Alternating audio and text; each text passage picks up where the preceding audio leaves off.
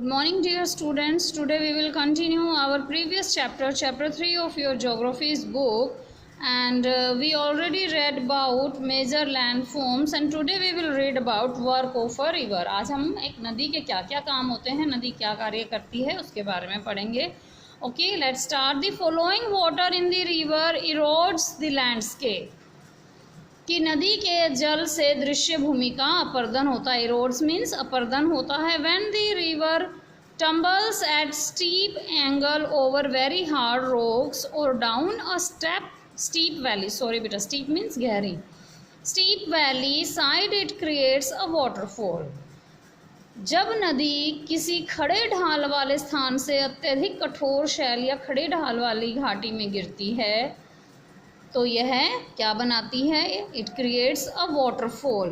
Waterfall कैसा होता है बेटा? जब नदी देखो कहीं ऊपर से नीचे की ओर गिरती है तो क्या बनता है? जलप्रपात बनता है, वाटरफॉल बनता है, झरना बनता है. ठीक है, आगे देखिए. As the river enters the plain, और जैसे ही नदी मैदानों में प्रवेश करती है, इट ट्विस्ट्स, यह घूम जाती है. इट ट्विस्ट मीन्स ऐसे घुमावदार मोड़ ले लेती है. It twists and turns making large bands called meanders, जिन्हें विसर्प कहा जाता है. ऐसे मोड़ों का ये निर्माण करती है, उस दिशा में उस तरीके से ये बहने लगती है. Due to regular erosion and deposition, जो नियमित तौर से अपर्दन और निक्षेपण होता है along sides of the meander, विसर्प उसके कारण खत्म होने लगते हैं. The ends of the meander loop comes nearer and nearer.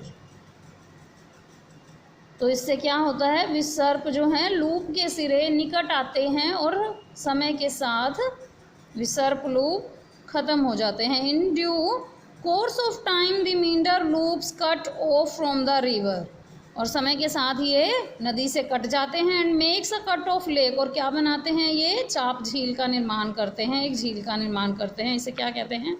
Also known as oxbow lake. Oxbow lake means चाप झील. इन्हें हम चाप झील भी कहते हैं, जिसका ये अब निर्माण करते हैं विसर्प कट जाने के बाद, नदी से अलग हो जाने के बाद. समटाइम्स द रिवर ओवरफ्लोज, कई बार क्या होता है? नदी में पानी बहुत ज़्यादा हो जाता है, ओवरफ्लो हो जाता है. इट बैंक्स, इसके किनारे जो हैं टूट जाते हैं. फ्लोडिंग द नेबरिंग एरियाज, और वो जो पानी होता है वो आसपास के इलाकों में पहुंच जाता है, यानी कि बाढ़ आ जाती है. ठीक है बेटा, तो क्या होता है कई बार, कभी कभी नदी जो अपने तटों से बाहर आकर बहने लगती है तो निकटवर्ती क्षेत्रों में बाढ़ आ जाती है. एज इट फ्लोड्स, और इस बाढ़ के कारण क्या होता है? It deposits layers of fine soil and other substance known as sediments along its banks.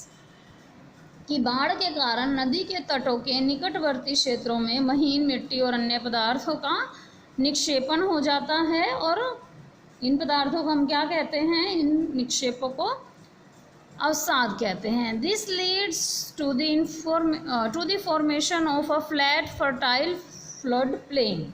इससे ये क्या करते हैं? ये जो सारी क्रिया होती है इससे फर्टाइल फ्लड प्लेन मीन्स होता है बच्चे समतल उपजाऊ भूमि का निर्माण होता है. ठीक है.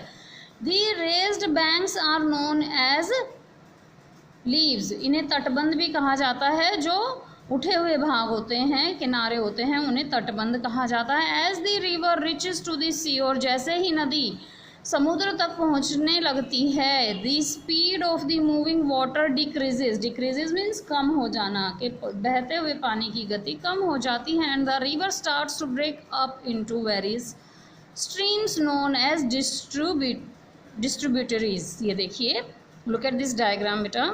ये देखिए मेन रिवर है, ये यहाँ से स्टार्ट हुई थी, लेकिन उसके बाद ये बहुत सारे छोटे छोटे भागों में बढ़ जाती है. छोटे बड़े भागों में डिस्ट्रीब्यूटरी कहलाती हैं. ये इसकी सहायक नदियाँ बन जाती हैं, वितरिकाएँ. ठीक है, अब आगे देखिए. At the river reaches to the sea, जैसे ही नदी समुद्रों के पास पहुँचती है इसकी गति कम होने लग जाती है. और the river starts to break up into various streams, नदी बहुत सारे भागों में विभाजित हो जाती है, जिन्हें वितरिकाएँ कहा जाता है. The river becomes so slow that it starts to deposit its load, ये इतनी स्लो हो जाती है, इतनी धीमी हो जाती है कि ये अपने साथ जो चीज़ बहा कर लाती है उसे वहीं छोड़ना, निक्षेपण करना शुरू कर देती है। Each distributary makes its own mouth, और हर एक जो वितरिका है अपने मुहाने का निर्माण करती है, क्योंकि हर एक का अलग अलग मुंह हो जाता है ना, साइड अलग अलग साइड हो जाती है। The collection of sediments from all the mouth makes a delta, और सभी मुहानों के अवसादों के संग्रह से डेल्टा का निर्माण होता है। ठीक है बेटा।